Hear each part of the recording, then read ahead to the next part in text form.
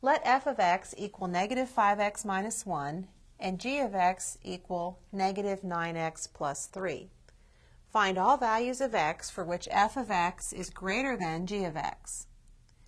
If f of x is greater than g of x, we would have negative 5x minus 1 greater than negative 9x plus 3.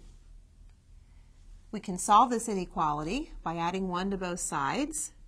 Gives us negative 5x is greater than negative 9x plus 4. Adding 9x to both sides, we have 4x is greater than 4.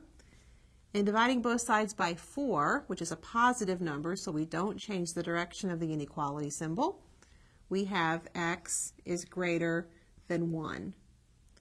So all values of x for which f of x is greater than g of x can be written as the set of all x such that x is greater than 1, or using interval notation, the interval from 1 to positive infinity.